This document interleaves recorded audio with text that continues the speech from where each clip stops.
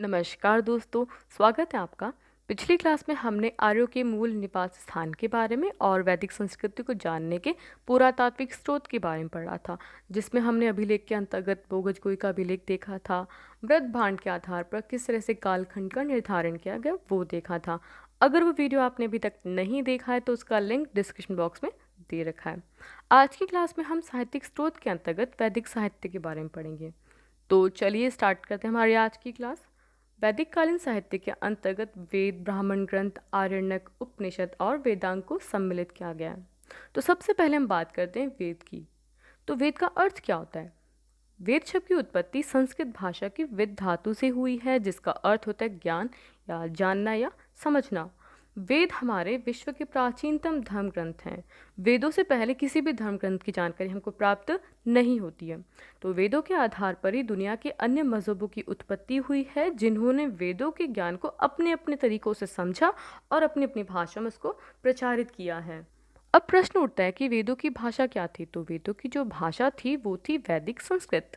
इन्हें अपौरुषेय कहा गया है। अपौरुषेय का अर्थ होता है जिसे कोई व्यक्ति नहीं कर सकता, मतलब कि जो ईश्वर के द्वारा रचित हो। जब हम इनका अध्ययन करते हैं तब हमें यह पता चलता है कि जो ज्ञान इसमें दे रखा है वह मनुष्य की बुद्धि से परे है। मनुष्य उस हद तक सोच ही नहीं सकता। तो यह केवल ईश्वर की कृति हो सकती है। वेदों को श्रुति कहा गया है।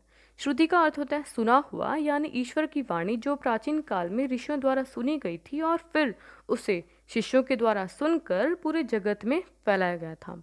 तो वेद का ज्ञान भी गुरुओं द्वारा शिष्यों को सुनाकर एक पीढ़ी से दूसरी पीढ़ी में स्थानांतरित होता गया। अगर बात की जाए इन वेदों का संकलन किसने किया है, तो जो वेदों के संकलन करता है वह है महर्षि कृष्णद्वैपायन वेदव्यास। वेदों के 4 भाग हैं: ऋग्वेद, सामवेद, यजुर्वेद और अथर्ववेद।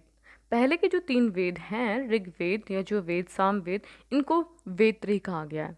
अब इनको वेदत्रयी क्यों कहा है? क्योंकि विश्व में शब्द प्रयोग की 3 शैलियाँ होती हैं, जैसे पद, जो जैसे कविता जिसमें लिखी जाती है, गद्य, कहानी और टिप्पणी लिखी जाती है, और गान। तो वेदों के मंत्रों के जो पद, गद्य और गान, ये 3 विभाग होते हैं, वो हमें वेदों में देखने को मिलते हैं।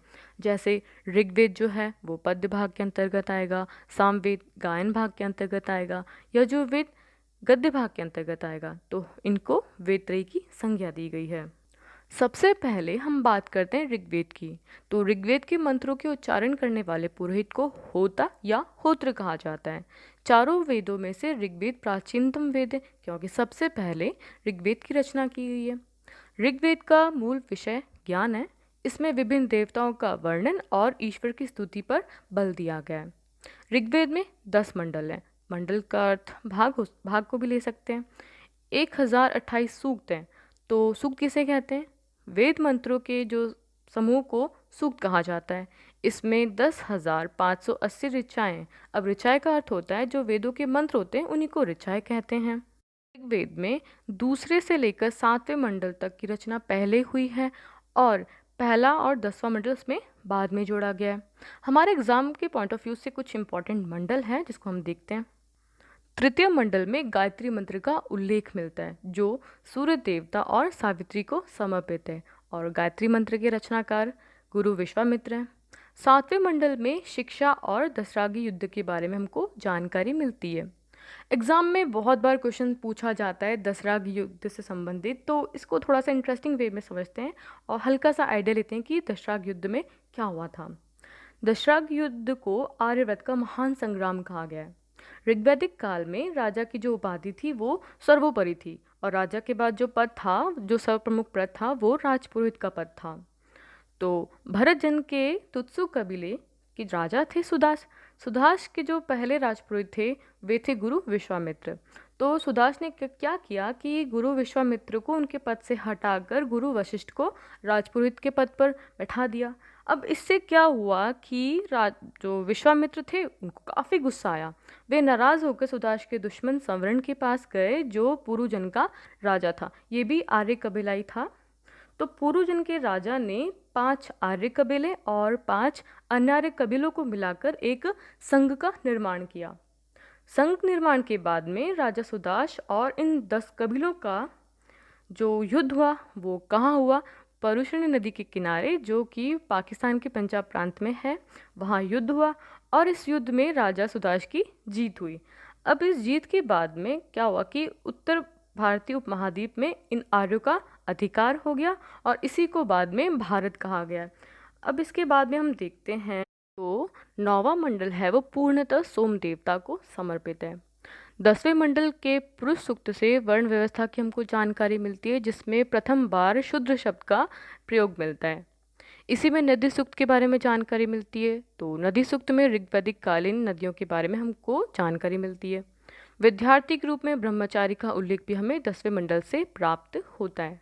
अब नदी सूक्त में जिन प्रमुख नदियों के नाम है वे इस प्रकार हैं। हम यहाँ देख सकते हैं कि प्राचीन और वर्तमान नदियों के नाम दे रखे हैं। तो कुभा नदी का वर्तमान नाम है काबुल, क्रमु का है कुर्रम, स्वास्तु का स्वात, गोमती का गोमल, सरस्वती का घग्गर। ऋग्वेद की सबसे पवित्र नदी जो थी वो सरस्वती नदी थी और सरस्वती नदी को ही नदीतमा कहा गया है। इसके बाद वितस्ता, जिसको झीलम कहा गया है, फिर परुषणी नदी को रावी कहा गया है, शतद्री का नाम शतलज, विपाशा का व्यास, आसिकनी का चिनाब और सिंधु को सिंधु नाम से जाना जाता है। तो इनमें से जो ऊपर की 4 नदियां हैं वो अफगानिस्तान की नदियां हैं और अन्य जो 7 नदियां हैं वो मिलकर बनाती हैं सप्त शांतव प्रदेश। ऋग्वेद के बाद बात करते हैं सामवेद की। साम का अर्थ होता है गायन। ऋषियों ने विशिष्ट मंत्रों का संकलन करके गायन की पद्धति विकसित की थी, अर्थात जो गीत युक्त मंत्र हैं वे सामवेद के अंतर्गत आएंगे। सामवेद के मंत्रों को गाने वाले पुरोहित को उद्गाता कहा जाता है। यह भारतीय संगीत का प्राचीनतम ग्रंथ है। इसमें स्वर, ताल, लय, छंद, गति, मंत्र, स्वर चिकित्सा, राग, नृत्य, मुद्रा, भाव आदि सामवेद से ही निकले हैं। सामवेद में कुल 1549 ऋचाएँ हैं। संगीत के 7 स्वर होते हैं, सा, रे, गा, म, प, ध, नि, सा। तो इनकी जानकारी हमें सामवेद से ही पता चलती है। सामवेद के बाद बात करते हैं यजुर्वेद की। तो यजुर्वेद के पुरोहित को अथर्वयु कहा जाता है। इस वेद में यज्ञ के समय बोले जाने वाले मंत्रों व नियमों तथा विधियों का उल्लेख मिलता है। यह एकमात्र वेद है जो गद्य व पद्य दोनों में रचित है। यजुर्वेद के 2 भाग हैं, कृष्ण यजुर्वेद और शुक्ल यजुर्वेद।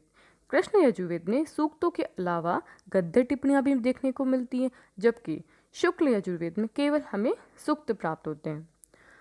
यजुर्वेद के बाद हम बात करते हैं अथर्ववेद की। इसे ब्रह्मवेद भी कहा जाता है। इसके मंत्रों के उच्चारण करने वाले पुरोहित को ब्रह्म कहा गया है। इसमें कुल 20 अध्याय एवं 731 सूक्त हैं।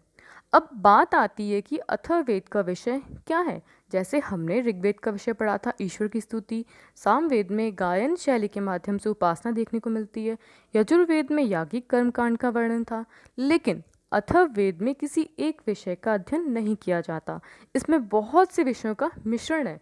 जैसे इसमें खगोल शास्त्र है, तंत्र मंत्र की विद्या है, जादू टोने का भी उल्लेख मिलता है, चिकित्सा शास्त्र की भी जानकारी मिलती है, सामाजिक जीवन से जुड़ी बातों का भी उल्लेख हमें अथर्ववेद में मिलता है। वास्तुशास्त्र ज्ञान भी हमें अथर्ववेद में देखने को मिलता है। अथर्ववेद में जो राजनीतिक संस्थाएं हैं, 2 सभापति और समिति, उनको प्रजापति की 2 पुत्रियां कहा गया है। तो आज हमने पढ़ा ऋग्वेद के बारे में, सामवेद के बारे में, यजुर्वेद के बारे में और अथर्ववेद के बारे में। उम्मीद करती हूँ आपको बहुत अच्छे से समझ में आ चुका होगा। नेक्स्ट क्लास में हम इनके ब्राह्मण ग्रंथ, आरण्यक और उपनिषद, वेदांत की चर्चा करेंगे। अपनी तैयारी को और अधिक मजबूती देने के लिए जुड़े रहिए एडुकेट नेशन प्लस चैनल के साथ। वीडियो को लाइक एंड शेयर करें, चैनल को सब्सक्राइब करें। Thank you so much.